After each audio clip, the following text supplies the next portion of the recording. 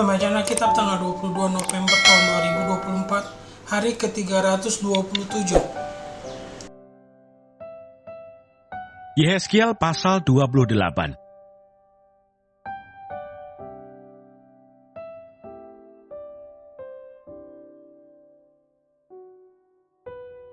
Nubuatan melawan Sidon.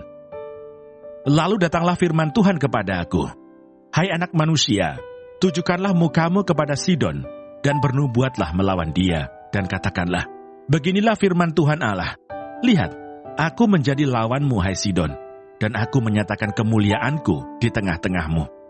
Dan mereka akan mengetahui bahwa akulah Tuhan, pada saat aku menjatuhkan hukuman atasnya, dan menunjukkan kekudusanku terhadap dia. Aku akan mendatangkan sampar atasnya, dan darah akan mengalir di jalan-jalannya, dan orang-orang akan mati rebah di tengah-tengahnya, karena pedang yang datang dari sekitarnya melawan dia. Dan mereka akan mengetahui bahwa akulah Tuhan. Dan tidak akan ada lagi bagi kaum Israel dari semua tetangganya yang menghina mereka, menjadi duri yang menusuk atau onak yang memedihkan. Dan mereka akan mengetahui bahwa akulah Tuhan Allah. Beginilah firman Tuhan Allah. Pada saat aku mengumpulkan kaum Israel dari tengah suku-suku bangsa, di mana mereka berserak, dan aku menunjukkan kekudusanku kepada mereka di hadapan bangsa-bangsa, maka mereka akan diam di tanah mereka yang telah kuberikan kepada hambaku Yakub. Mereka akan diam di sana dengan aman tenteram. Mereka akan membangun rumah dan membuat kebun anggur. Ya, mereka akan diam dengan aman tenteram pada saat aku menjatuhkan hukuman atas semua tetangganya yang menghina mereka. Dan mereka akan mengetahui bahwa akulah Tuhan Allah mereka.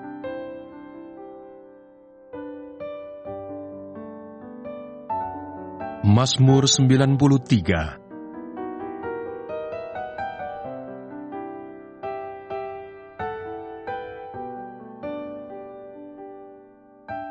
Tuhan, Raja yang kekal. Tuhan adalah Raja, Ia berpakaian kemegahan. Tuhan berpakaian, berikat pinggang kekuatan. Sungguh telah tegak dunia, tidak bergoyang. Tahtamu tegak sejak dahulu kala, dari kekal Engkau ada. Sungai-sungai telah mengangkat ya Tuhan. Sungai-sungai telah mengangkat suaranya. Sungai-sungai mengangkat bunyi hempasannya. Daripada suara air yang besar, daripada pecahan ombak laut yang hebat, lebih hebat Tuhan di tempat tinggi. Peraturanmu sangat teguh. Bait-Mu layak kudus, ya Tuhan, untuk sepanjang masa.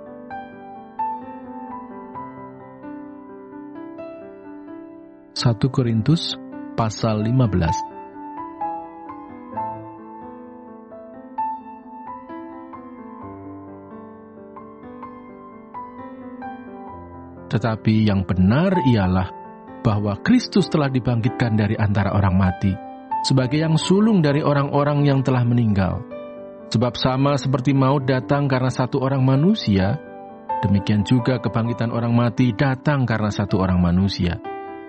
Karena sama seperti semua orang mati dalam persekutuan dengan Adam, demikian pula semua orang akan dihidupkan kembali dalam persekutuan dengan Kristus. Tetapi tiap-tiap orang menurut urutannya. Kristus sebagai buah sulung, sesudah itu mereka yang menjadi miliknya pada waktu kedatangannya. Kemudian tiba kesudahannya, yaitu bila mana ia menyerahkan kerajaan kepada Allah Bapa, sesudah ia membinasakan segala pemerintahan, kekuasaan dan kekuatan. Karena ia harus memegang pemerintahan sebagai raja, sampai Allah meletakkan semua musuhnya di bawah kakinya. Musuh yang terakhir yang dibinasakan ialah maut, sebab segala sesuatu telah ditaklukkannya di bawah kakinya. Tetapi kalau dikatakan bahwa segala sesuatu telah ditaklukkan, maka teranglah bahwa ia sendiri yang telah menaklukkan segala sesuatu di bawah kaki Kristus itu tidak termasuk di dalamnya. Tetapi kalau segala sesuatu telah ditaklukkan di bawah Kristus, maka ia sendiri sebagai anak akan menaklukkan dirinya di bawah Dia yang telah menaklukkan segala sesuatu di bawahnya, supaya Allah menjadi semua di dalam semua.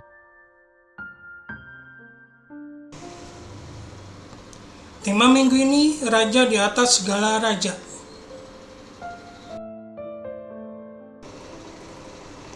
Bacaan hari ini mempersiapkan kita untuk bacaan pada hari Minggu 24 November tahun 2024. Penjelasan. Yehezkiel pasal 28 ayat 20 sampai dengan 26, bagian ini adalah nubuat terhadap Sidon, yang diiringi janji pemulihan bagi Israel. Allah menyatakan bahwa Sidon, yang melambangkan bangsa-bangsa yang melawan Israel, akan menerima penghukuman. Namun, ayat-ayat terakhir, ayat 25-26, memberikan pengharapan, Allah akan mengumpulkan kembali umatnya dari pembuangan dan memulihkan mereka di tanah perjanjian. Mereka akan hidup dalam damai, dan bangsa-bangsa lain akan menyadari bahwa Tuhan adalah Allah. Bagian ini menunjukkan bahwa Allah sebagai Raja tidak hanya berkuasa untuk menghukum, tetapi juga memulihkan umatnya dengan kasih setia. Mazmur pasal 93 ayat 1-5. Mazmur ini memuji Allah sebagai Raja yang kekuasaannya tidak tergoyahkan.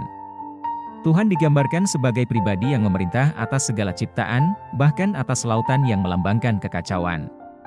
Kekuasaan Tuhan tidak terbatas pada waktu dan ruang karena tahtanya teguh sejak kekekalan. Bagian ini menegaskan bahwa Tuhan adalah Raja yang dapat diandalkan, dan kesetiaannya adalah dasar kehidupan kita. 1 Korintus pasal 15 ayat 20 sampai dengan 28, Paulus menjelaskan tentang kebangkitan Kristus sebagai bukti kemenangan Allah atas dosa dan kematian. Kristus adalah buah sulung dari kebangkitan, menjamin kebangkitan bagi semua orang percaya. Paulus menegaskan bahwa pada akhirnya, Kristus akan menyerahkan kerajaan kepada Allah Bapa setelah segala musuh, termasuk kematian, ditaklukkan. Ayat 28 menyatakan bahwa ketika segalanya telah ditaklukkan, Allah akan menjadi semua di dalam semua. Ini menegaskan bahwa Allah sebagai Raja di atas segala raja akan memerintah sepenuhnya dengan keadilan dan kemuliaan. Renungan. Ketiga bacaan ini mengajarkan tentang kekuasaan Allah yang melampaui batas manusia dan sejarah. Dalam Yehezkiel, Allah menyatakan kuasanya untuk menghukum bangsa yang sombong tetapi juga memulihkan umatnya. Mazmur pasal 93 mengingatkan kita untuk percaya kepada Allah yang tahtanya tidak tergoyahkan. Sementara itu, 1 Korintus pasal 15 menunjukkan puncak kemenangan Allah melalui kebangkitan Kristus, memastikan bahwa dosa, kematian, dan segala kekuatan jahat akan ditaklukkan sepenuhnya. Sebagai umat percaya, kita dipanggil untuk tunduk kepada Allah sebagai Raja di atas segala raja. Dalam pergumulan hidup, kita dapat berpegang pada kenyataan bahwa kuasa Allah tidak pernah gagal, dan kemenangannya atas segala musuh memberi kita pengharapan yang kekal. Refleksi.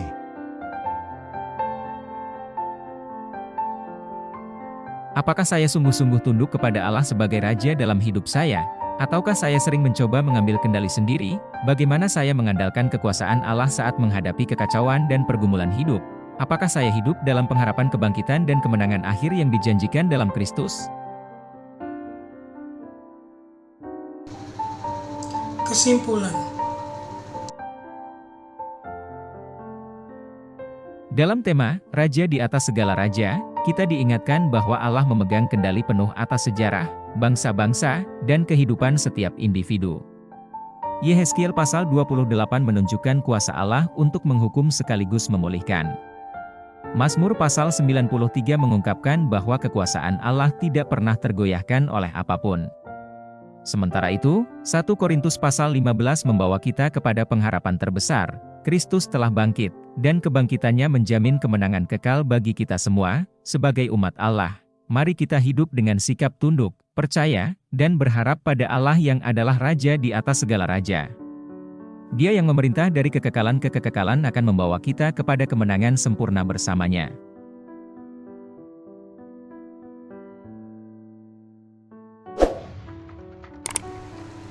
Terima kasih, Tuhan Yesus memberkati.